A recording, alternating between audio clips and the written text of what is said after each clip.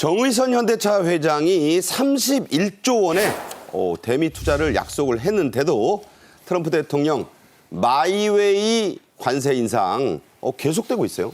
I don't care. 나는 당신들이 손해를 보건 신경 안 쓴다 이런 얘기를 했는데 깜짝 놀랐습니다. 실질적으로 트럼프 같은 경우에는 관세로 인한 자동차 값 인상 나는 신경 안 쓴다. 왜냐?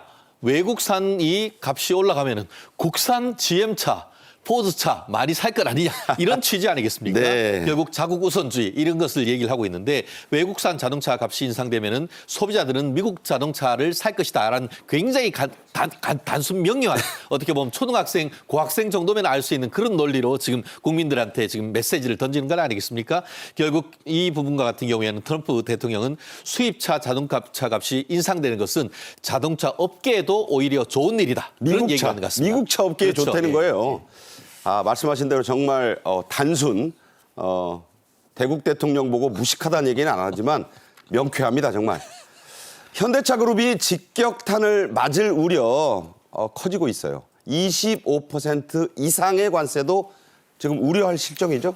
그렇습니다. 무차별적으로 어떻게 보면 관세를 부과한다라는 얘기가 있는데요.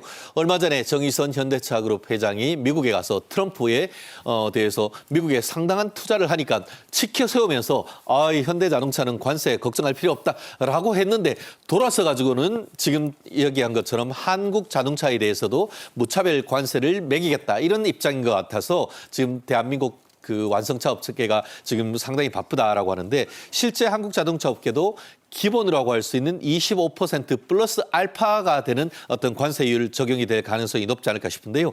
실제로 지금 그 현대차 그룹 같은 경우에는 작년에 한미 FTA 이후에 가장 많은 자동차를 미국에 팔았는데 그 대수가 100만 대를 넘어서 101만 대나 됐다고 합니다.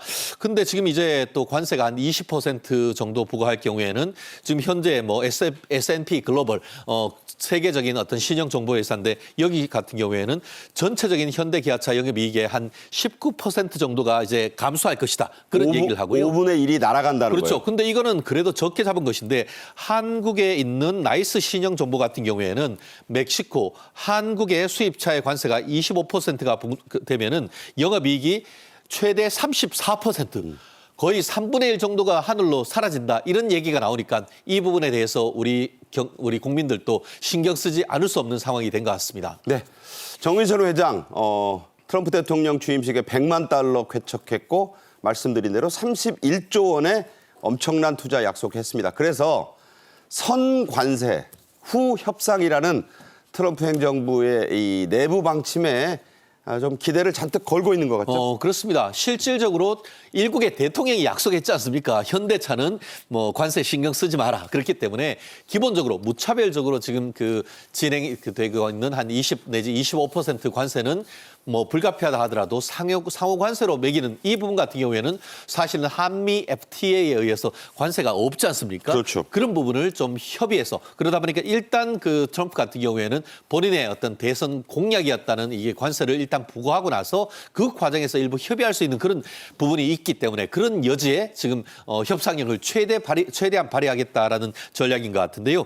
말씀하신 것처럼 상호 관세 협상에서 이른바 정의선 효과, 정의선 회장이 가서 이 투자를 하고 대미 직접 투자했던 이런 부분을 그 지렛대로 해서 얼마나 우리 대한민국 자동차의 관세를 깎을 수 있을지 우리의 초미의 관심사가 된 것 같습니다. 그렇군요. 자, 우리 철강, 알루미늄 업계도 잔뜩 긴장하고 있습니다. 철강은 자동차와도 밀접한 관련이 있죠. 자, 어떻게 움직이고 있나요? 그렇습니다. 사실 자동차보다 먼저 문제가 됐던 게 이 소부장, 소재, 부품, 이 장비 이런 부분과 관련해서 특히 그 자동차 알루미늄에 대해서 관세를 먼저 25%를 부과한 것으로 알고 있는데요. 우리나라의 대표적인 그 제철소라고 하면은 포스코와 현대제철이 있지 않습니까? 먼저 현대제철 같은 경우에는 이 그 자동차 어떻게 보면 최종 그 생산품뿐만 아니고 자동차의 원재료에 대해서도 지금 관세를 부과한다라고 하니까 지금 이 불똥이 떨어졌는데 그러다 보니까 이미 그 미국 조지아주에 가면은 현대자동차, 기아자동차 알라바마에 있듯이 미국 내에 자동차 강판을 만들어내는 제철소를 지금 설립한다라는 그런 계획을 하고 있고 또 우리나라 어떻게 보면 세계 최고의 제철소라고 할 수 있는 포스코 같은 경우에도 미국 현지 투자를 적극적으로 검토를 하고 있다고 하는데요. 특히 이제 그 미국 같은 경우에 그 지금 관세를 높이면은 미국 내에 있는 현지 공장 차들이 많이 팔리면은 그럼 그런 부분에 또 그 공장 그 철강을 공급할 수 있는 그런 새로운 시장이 열리다 보니까 그 시장을 염두에 두고 현대제철과 또 포스코가 이 나름대로 했던 장기 투자를 지금 모색하고 있는 그런 상황인 것 같습니다. 네. 단점은요. 모두 이게 몇 년씩은 시간이 걸리니까 당장 불똥이 튀면 어떻게 하나 이게 지금 고민거리죠. 주무장관인 안덕근 산업통상자원부 장관이 2번이나 미국에 갔다 왔고 며칠 전에 긴급 대책회의도 열었습니다. 거기서 나온 발언 직접 들어보시겠습니다. 정부는 우리 기업의 피해를 최소화할 수 있도록 미국 측과 최선의 노력을 다해 협의해 나가겠습니다. 힘든 부분이 있겠지만 미국 관세 조치에 대한 대응은 단판이 아닌 시간이 걸리는 과정입니다. 자금 지원 등 긴급 유동성 확대, 관세 대응체계 구축, 국내 투자 환경 개선, 수요 진작, 시장 다변화 등 업계가 건의한 사항을 중심으로 지원 대책을 마련하겠습니다. 네. 지난 27일에 민관 합동대책회의가 긴급히 열렸고요. 4월 중에는 종합대책을 내놓는다고 하는데 4월 중이면 4월 말까지도 갈 수 있다는 얘기인데 좀 빨리 나와야 되겠죠?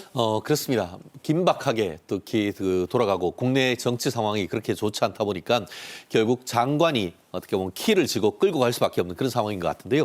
실제 지금 우리 안덕근 산업통상부 장관이 업계들과 같이 간담회를 열었는데 그 화면에서 보시는 것처럼 현대 기아차를 비롯해서 또 소재 장비와 관련되는 만도, 현대 모비스 그 외에도 이제 장비와 관련되는 그 업체들의 대표인 한국자동차협회 그리고 한국자동차 부품조합 그리고 한국자동차연구원 등이 다 같이 지금 머리를 맞대고 대응을 지금 마련하고 있다고 하는데 그 나름대로의 대책이 지금 4월 중에 나온다라고 얘기를 하고 있고요. 근데 문제는 이제 미국에 이렇게 상당히 높은 관세를 부과하는 근거가 무역확장법 232조라고 할 수 있는데 이거 같은 경우에는 자동차는 4월 3일부터 그리고 자동차 들어가는 부품 같은 경우에는 그 한 달 뒤인 5월 3일부터 지금 관세를 지금 매긴다라고 하니까 최대한 빠른 시간 내에 나름대로의 대책을 만들어야 되는 그런 절체절명의 위기다. 물론 미국 외에 다른 많은 업체들도 있기 때문에 위기이기도 하고 기회이기도 합니다만 이것 정말 같이 민관이 함께 머리를 모아야 되는 시점인 것 같습니다. 네. 요즘 참 많이 나오는 말이 누가 빠르게 하느냐입니다. 한중일 경제통상장관 회의가 30일 열렸는데요. 이 자리에서 트럼프의 보호무역에 대한 견제구 예상대로 중국에서 날렸네요. 그렇습니다. 미국은 결국은 마이웨이 하니까 이때다 해서 중국이 또 인근에 있는 한국과 일본 같이 해서 경제 블록을 만드는 수준의 어떤 한중일 어떻게 보면 FTA를 만들자 이런 식으로 얘기를 하면서 경제협력을 강화하고 있는 것 같은데요. 실제로 지금 왕이 외국부 부장 같은 경우에는 중국에 투자할 경우에 우리는 관세가 없다. 이런 식으로 해서 한국에 러브콜을 보내는 것 아니겠습니까? 그렇기 때문에 이런 부분, 이념 전쟁은 이념 전쟁을 한다 하더라도 실리적 부분에서는 약간의 줄타기 이런 부분에 있어서의 어떤 업체와 또 우리 정부의 지혜가 필요한 그런 시점인 것 같습니다. 네. 무역 전쟁도요. 일반 전쟁과 마찬가지로 영원한 적도, 영원한 동지도 없습니다. 살아남는 자가 강한 자입니다.